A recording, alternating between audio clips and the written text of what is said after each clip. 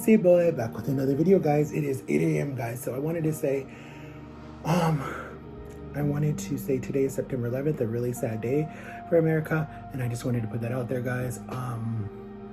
Yeah, that's just a very sad day. I remember exactly where I was, but I don't want to talk about that because I don't know if any of my fans lost anybody in the towers or the Pentagon or anywhere else. So I just don't want to really talk on that much. But what I wanted to talk about, guys, is something. I actually got a really good comment. It wasn't really a good comment. It was more of like, well, I guess, yeah, technically it was. I don't know if they're my fans. They might have just been like someone, when you put yourself out there, you really put yourself out there to be attacked. So a person said something to me like, oh, I think you're suicidal. I think that's why you talk about it so much, because you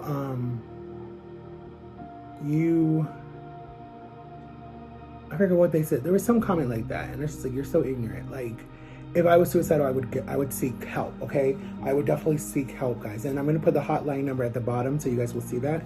Please call that if you're dealing with any type of situations, guys, because that last video, I didn't really talk on exactly on that topic because I just didn't know what the guidelines were with YouTube, but they left the video up. So I'm like, okay, that's fine.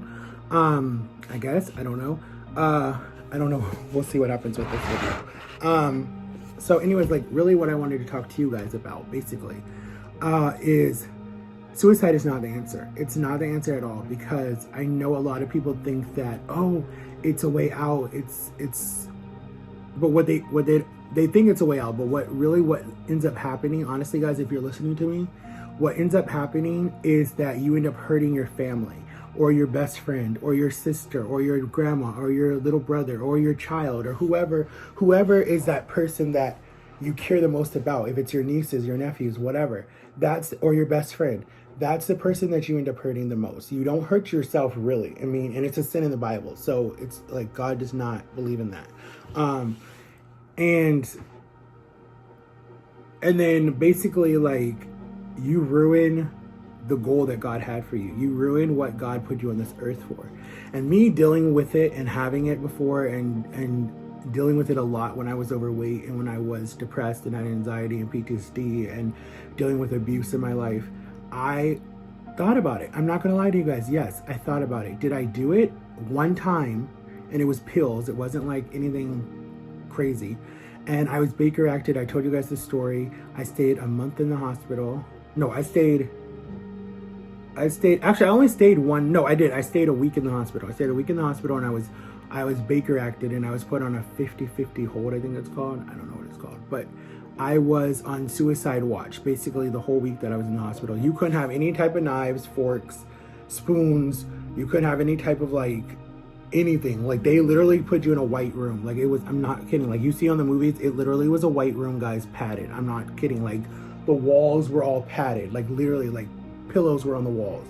And you literally had to just sit in the room. And there was like a little hole in the floor where you went to use the bathroom, and they would bring you your chicken nuggets. That's all you were really allowed to eat, chicken nuggets. That's it. They didn't give you anything that you needed utensils. So it was like chicken nuggets, sandwiches, and some nasty type of juice. I don't even know what the juice was. It was disgusting. It made me sick to my stomach. And they gave you that. That's all you ate. Actually, every single day, that's all you ate. Because if not, you know, and then when the doctor, this arm still hurts, guys, when I move. I don't know what I did. It's like right here in this muscle. Probably the exercise that I did. And then when the doctor would come and examine you on, you know, the doctor would come and examine you, you know, in his rounds that he was making in the hospital, and would just like talk to you through a screen. He did not come in the room. He talked to you through a screen. It was like something off of some movie.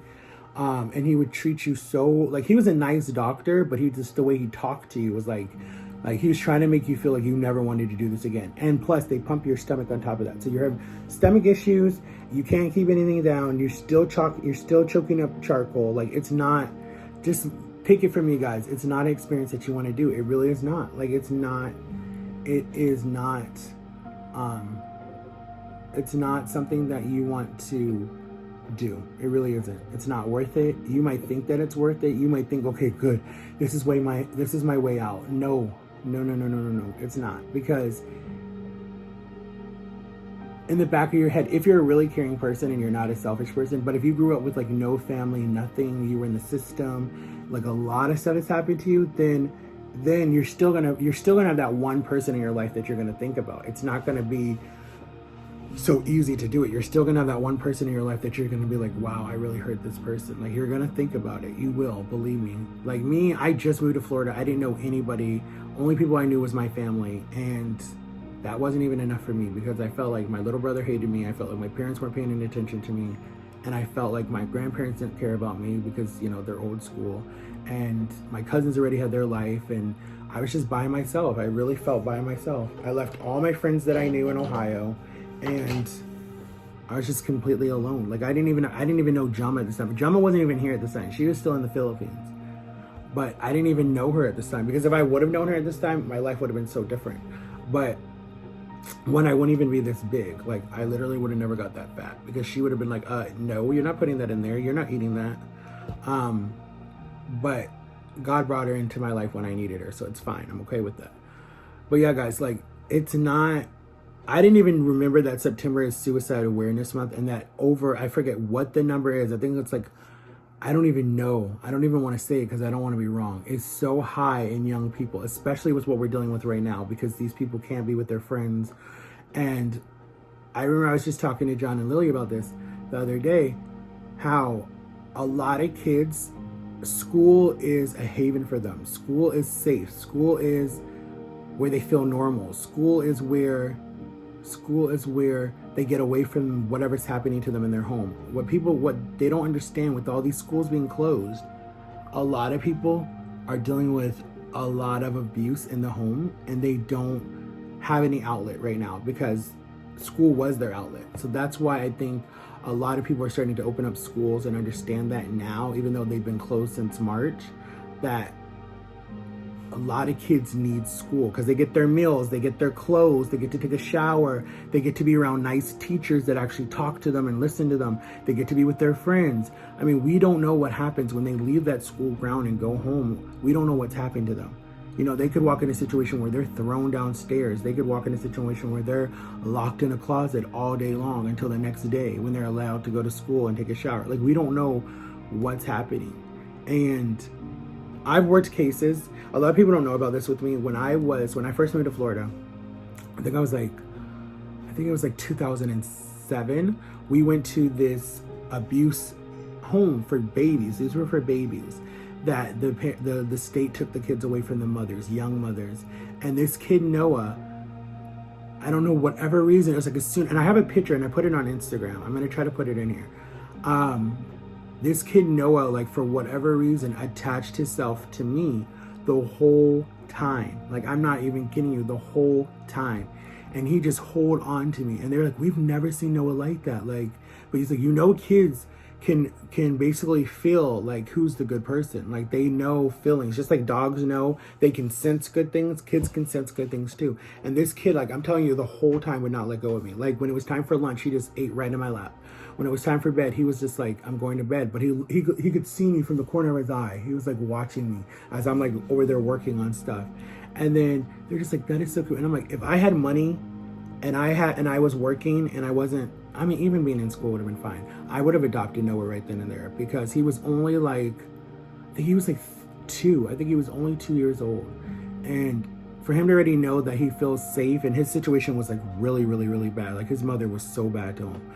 I felt like right there, I know that was when I was like, God, I want to be a dad. I want to be a dad. I definitely want to adopt a child. I definitely want to be a foster parent. I definitely want to help people who don't have that, because I know how that feels to be, because I was a foster kid. No one wanted me. I was put up for adoption.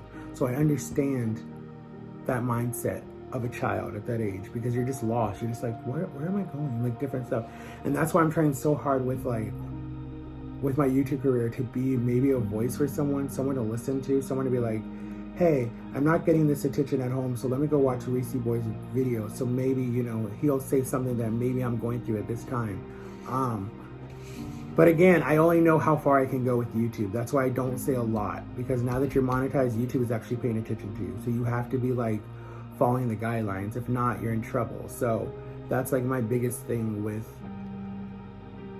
YouTube. But suicide is not the answer. I'm going to keep saying that through this video. Suicide is not the answer. It's not.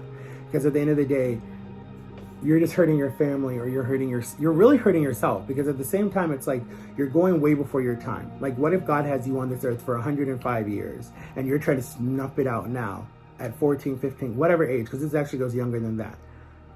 That's not fair. God didn't put you on this earth. Everybody has a reason. God puts everyone on this earth for a reason. It might take you 30 years, like it's taken me to figure out what my reason was, or longer than that. Some people don't realize it until they're in their 40s, their 50s, what your purpose is, why God puts you here. So it's okay. Like, take from me, who was 619 pounds and almost died and has had a lot of abuse in his life. I'm still kicking. My little clock is still going. I'm still here and I haven't stopped. So just take it from me. I will keep going no matter what. I will go for you guys. I go for my nieces and nephews. I go for for two of my siblings. I go for my aunts and uncles. I go for my aunts and my uncles. I go for my parents, even though it's like up in the air sometimes with them. And I go for my sisters, and I go for my best friends, and I go for Jama, and I go for my future wife, or I go for my future kids. Like, there's a lot of things that you got to put your mind to. Like, yeah, it's easy for me to say, like, right now, like, oh, don't do it. But I'm not, like, in your situation, guys. You don't know my full situation. So honestly, I deal with a lot of depression, and yes, I have those thoughts. I'm not going to lie to you guys, but I haven't done it, and I won't do it, because again, you have to find that one person that gives you purpose and gives you a reason to live. You know, like, I have John and Lily, I have Jama, I have my sisters, my 3 sisters, I have people who I know I have you guys. I literally have you guys. I have a lot to thank to you guys anyway. So I owe my fans on all my platforms, on TikTok, on social media, or on Instagram and on YouTube. I owe you guys. You guys are the reason why I'm still here. And find something that you guys are good at and put your all into it. If it's, I know sports are hard right now, but if that's what it was, then still practice in the backyard. If it's singing, then sing. And American Idol is about to start up again, guys. So start singing, because you never know if you'll be on American Idol or X Factor or America's Got Talent. Like, if you're that good, then do your dream. Like, I'm so big on helping people follow their dreams. Like, I'm so big on that. Like, there are people that have actually try to ask me to help them with their singing career, and I've said, yes, I'll help you. But it's hard to help you when we're far, far distance apart. Like, it's not like I didn't want to help you. Like, I'm willing to help you and I'm willing to be there for you. But I feel like some people get mad at me if I don't answer, I don't comment. It's like, guys, I have so many messages coming in. I can't sit there and answer all of them. I don't have time to do that. Not that that's like, I'm trying to be rude. I should have time to do it. But, again, like, find something you're good at and focus on it. Like, but at the same time, what you have to realize too, is a lot of these celebrities and these social media influencers are dealing with depression, are dealing with anxiety, people have died from, suicide because stuff got to them. They were bullied. There was too much fame. It was not being able to be free anymore. I mean, like, a lot of stuff has got to them because of fame. So you really have to have the right mindset to be famous, and you really have to have the right mindset to be an actor. Same thing. You just have to have the right mindset. And with social media too, social media can be one of the worst judgmental thing that is out there. Because at least movie stars and stuff, they're judgmental, but they see it in the magazines, or they hear it from the paparazzi, or they see it on, social media. But they can be in their little room in their house and just be like, cut off all social media, stay off of social media, delete their Instagram, whatever, and don't have to deal with the hate. But people who do YouTube and that's their job, they have to see the hate. They're gonna have to read the comments, even though you can turn your comments off. But you still will see it on your Instagram posts, your Twitter, your TikTok. I mean, like, people who don't like you will hate on you, like 100%. And there's this girl, and I'm not saying her name because I'm not even giving her the light of day or giving her any more clout. She literally makes millions and millions of views hating on fat people on YouTube. That right there blows my mind. How is YouTube allowing someone to bully someone day in and day out and make millions and millions of views on it? Because that platform loves gossip for whatever reason. But They're allowing them to make millions and millions of views, make money off of attacking someone's character and pulling that person down. But God forbid that person does something, then they'll be like, oh, well, we didn't know. Yes, you knew, because you sat there and watched, you basically stalked them and watched everything that they posted on social media and had the audacity to attack them. And they make millions and millions of views off of it. Like right there, I don't like that. My channel will never be that. I don't care. I follow the trend with the whole Shane Dawson thing and with the James Charles thing. I'm not doing that ever again. I don't care. I'm not gonna hit someone when they're down. I refuse to be that YouTuber. And if people are thinking they're gonna get that from me, then you can leave. Like, I'm not gonna be someone to attack someone when they're down already, because you don't know what's happening behind closed doors. You don't know if they're hurting themselves. You don't know if they're crying themselves to sleep. You don't know if they're not eating or drinking or smoking. You don't know what's happening to them because of what you said on YouTube or TikTok or Instagram. Your words hurt. People don't realize that. People are like, oh, it's just this. You can damage someone's character by just saying, oh, you're gay, oh, you're fat, oh, you're this, oh, you're ugly, oh, no one will ever love you. Like, you know how much crap that I get on a daily basis saying that? Like, and it's just like, sometimes I let it affect me, sometimes I don't. Sometimes I'm just like, why am I even trying anymore? Sometimes I'm like, when I look at my views, I'm like, why am I even doing YouTube? Like 5 views, 6 views, 7 views. It's like, you're never gonna be a big YouTuber that you can stop doing something and just be able to live on what you're putting out there. Like, I'm not trying to be cocky, guys, and be like, oh, I'm only doing this for money, but I'm doing it for money so I can get myself out of my parents' house. I can go travel the world. I can do stuff to follow my dreams and put out better content. That's why I'm doing YouTube. It's not just for the money. And I know every YouTuber says that in the beginning, but I'm going to stay true to myself. I already told myself that when I first started the platform. You have to stay true to yourself, or people are going to say you're fake and then start hating on you. But people are already hating on me, and I'm not even big yet. I haven't even got out of the 2s yet. So, and then there's people who hate on me because they feel like, well, he doesn't deserve to have a YouTube channel, and then they want to give my videos dislikes. It's like, it's so annoying. Like, I don't understand. But what I will say is, people who bring the hate on themselves, then that's on you. If you're going to put out stupid content, or you're going to put out something that's about your lifestyle, and you're going to make fun of other people who are going through that right now in their life, I don't feel sorry for you. I don't.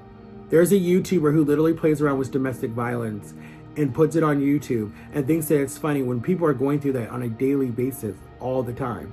And they're not documenting it for fun. They're documenting it for the police or for the lawyers or for the judge. Like, I don't like that. I don't like when people make fun of domestic violence, or people make fun of like people's disabilities, or people make fun of, like, there's this girl on TikTok, just because she loves this famous TikToker, everybody was hating her. She has Down syndrome. Everybody was hating her. Y'all might have seen it. And then people, even the boy that she was crushing on, the famous guy, he said, I'm okay with her saying that I'm her boyfriend. I'm okay with her saying that she loves me. We two, she's a fan and she has Down syndrome and understand it, and they can't totally understand reality yet, or they will never understand reality. It just depends on their brain cells. But he's okay with it. So why are people saying all this mean stuff to her? And they're literally like breaking her heart. Like, she started her channel in 2015 and she's getting all this hate in 2020. And it was literally circling all over TikTok about people standing up for her and saying that, you know, one thing we're not going to do is bully someone with a disabled. Like, that right there broke my heart. Like, I didn't go on the trend because I was like, I've already talked about that enough. But I don't like that. I don't like that at all. That just makes me really, really, really mad. When people attack somebody when they're already down on their self. And when you hit people with disabilities, oh God, you guys don't even know the real Reesie boy, because I will go crazy. I will drop, you guys will just have to put on the beep hold button, because I will be dropping, I'm crazy. When it comes to something that I'm passionate about, I go crazy. Like, no matter what, I'm like a crazy person, because I don't believe in attacking somebody when they're already down. I don't believe that. I get attacked on a daily basis when I'm down already. Like, the nagging, the constant nagging, it's just like, oh my God, like, you guys don't understand. Like, it's to the point where I don't even know. Sorry about that, guys. I got a phone call from Jama. I gotta get ready. So anyways, guys, like I was saying, basically, just know what you're worth and understand what you're worth, okay? I always say that, guys. It's like the biggest thing that I said. But when you guys get older in life, okay, you're going to have a lot of hurdles. Okay, that's the word that a lot of doctors use. You're gonna have a lot of hurdles and a lot of stuff that you got to go over in life. Okay, and the best that you can do is just have a good team behind you, have someone that you trust, and have someone that and if you can't find that, like, I totally know it's hard. I understand that it's hard. Believe me, guys, I didn't have a team around me when I first moved to Florida, but I was determined at my church, at my youth group, to get a team. And I told you guys this story already. I told one of my friends, Zach, I told his dad. His dad was a big keyboard player for our church, but he was like a hippie. He had long hair and everything, and a lot of people, and he dressed like a biker because he had a motorcycle, but he's like the sweetest guy. He was really, really cool. And so we met because I was in the choir at the church. I helped at the church, so we met that way. And then I went to school with his son Zach. So Zach and me met because he's like, wait, I know you. You're from da da da. So then we became really good friends, close. And then he, was in a band. He had his own guitar band and whatever. And his dad was in the band with him. So I was like, ooh, this would be really cool to form a band. But we just never formed a band. But anyways, I told Zach's dad at one of our church services. I said, Zach, I was like, look, I'm going to know.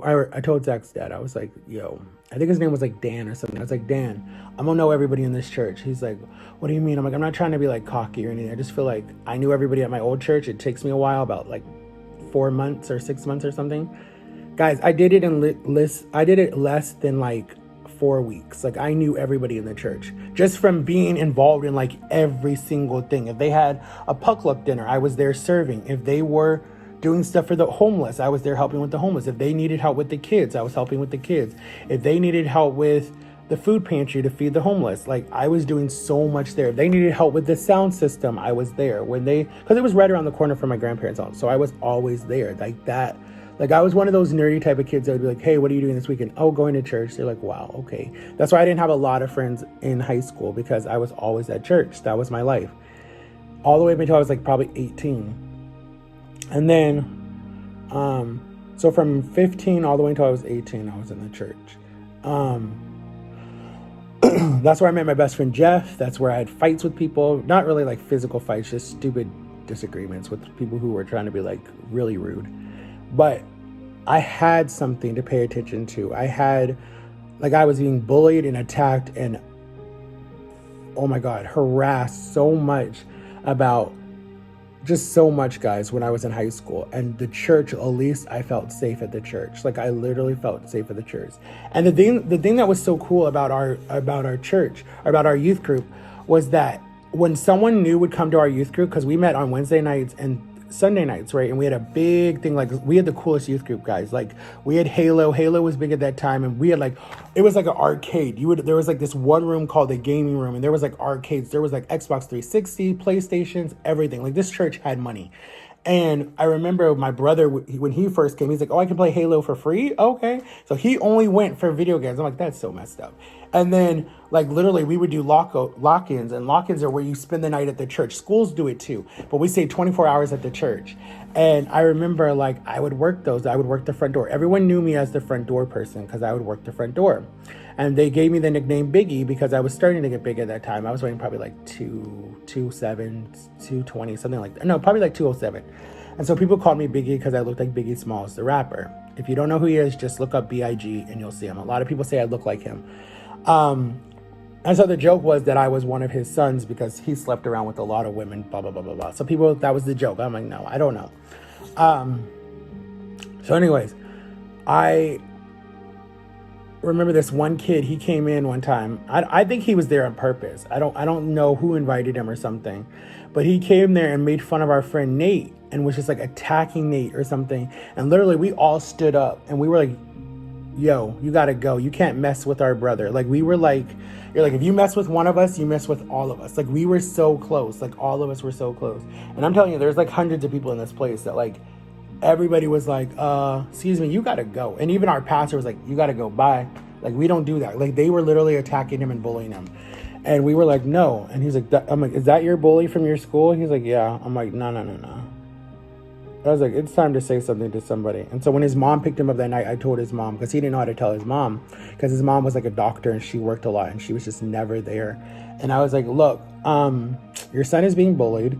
If you need my help, then we can schedule a meeting or something. Because he went at my school, but he was on the elementary side. So I was like, I'll walk over, whatever. If I got to walk him to every class, I will. It doesn't matter. And so she was just like, oh, thank you, thank you, thank you.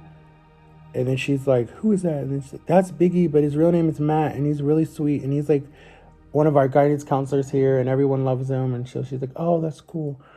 But when you're bullied, guys, okay, I know I'm like all over the place, guys, but when you're bullied, you lose your sense of thought, and you lose who you are, because you're like, wow, are they right?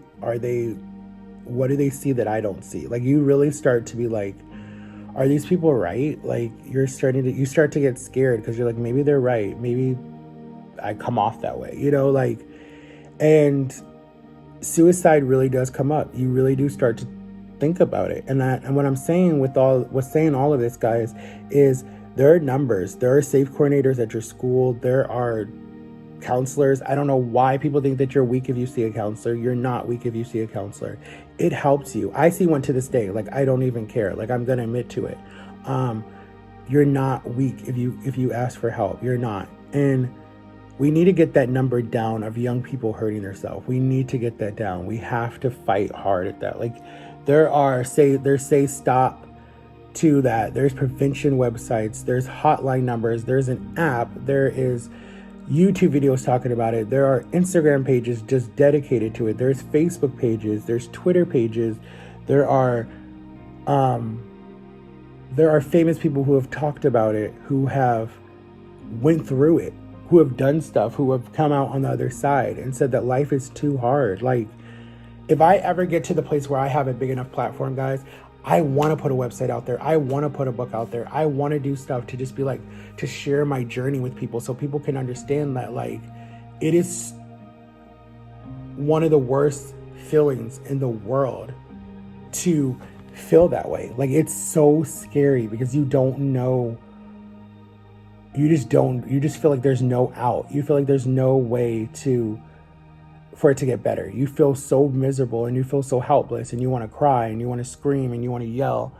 And you're in a situation where you can't yell and you can't scream because someone will hit you, or someone will make fun of you, or, and that's why a lot of people start harming themselves with, like, food, or not eating, or drinking, or drugs, or harming themselves. Like, there are so many different ways that people want to deal with. They want something, like, they want to feel something. So they want to feel pain. They want to feel some type of emotion. And people who have, like, no emotion, those are the people that you really need to pray for. Those are the people that you really need to be like I don't know if I'm sorry, guys, if I'm going on and on and on, but I'm very passionate about this. There was this girl. Her name was Amber.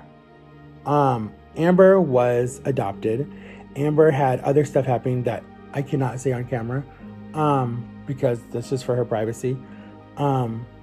And I met Amber in my homeroom in my first period class.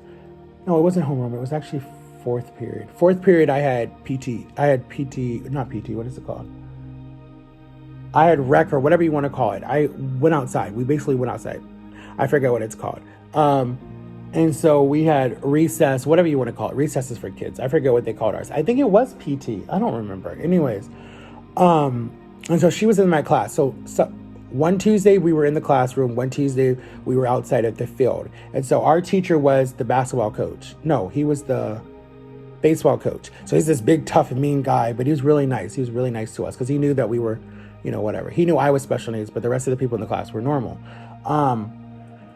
So me and Gabby already had sixth period together, so we knew each other, but I didn't know Amber. And there were rumors about Amber and stuff, that Amber was like, whatever.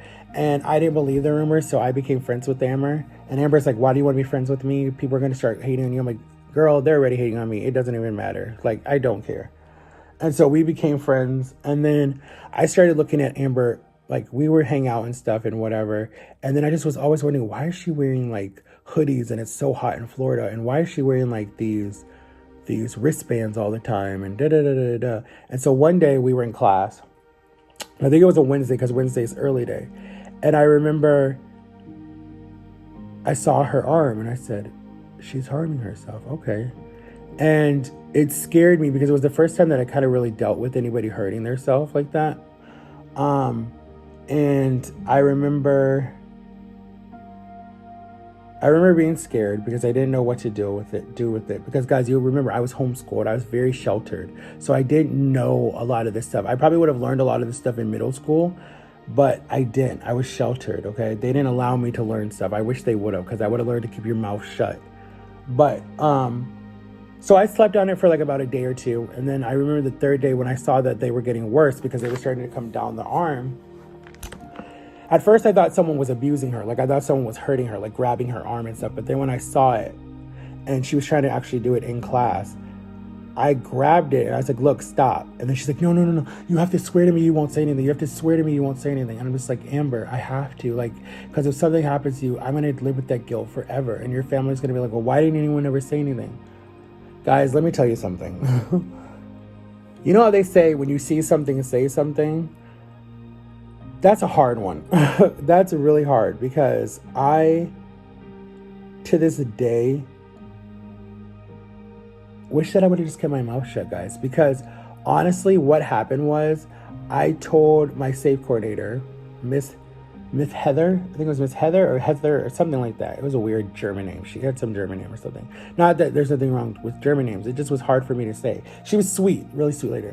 And she thought it was something was wrong with me. And so when I said it, she called her down and then she saw me and said, you better, she just looked at me with these eyes that just broke my heart. And she's like, I hate you. I will never forgive you for this. We're no longer friends anymore. And then she started calling me all the names. And then she started, so basically what happened was they suspended her, they sent her away. She got Baker acted. They didn't suspend her, they got her help. When she came back, guys, she made my life a living hell. Like she literally started rumors about me that like literally try to ruin my character. But it was already ruined. It didn't matter. People already had their opinions about me. But she was like, he does this to himself and he does that. And he's like this, da, da, da, da. So we literally ended up back in the doctor's office again. And, you know, she just basically said, you know, the counselor was like, Amber, you don't hate Matthew. You are happy that he said something, but you don't know how to say thank you. And then she was like, no. And then she's like, no, you're right. She's like, I'm sorry. I'm just like, I was mad. I didn't want anything to do with her because at that time I was suicidal. And I was just like, I don't even care. Like, she didn't know what damage she did to me. And she didn't know that like a week after that appointment, I was Baker acted. So she didn't even know like what she did to me. Like she didn't understand that. And I remember when I came back to school, she apologized. And I just like, Amber, I want nothing to do with you. Like, you made my life a living hell and it's still going on. And I just got out of the hospital. And then she's just like, she tried to like back up her story and apologize and everything, but she couldn't. I literally had to move schools and I went to a new school and I had to start over. But anyways, guys, I know I'm talking all about myself. My bus is actually here, guys. I love you guys. Suicide is not the answer, guys. Please get help. I'm going to put the link down below or the number, and I will talk to you guys later. I love you guys. Peace.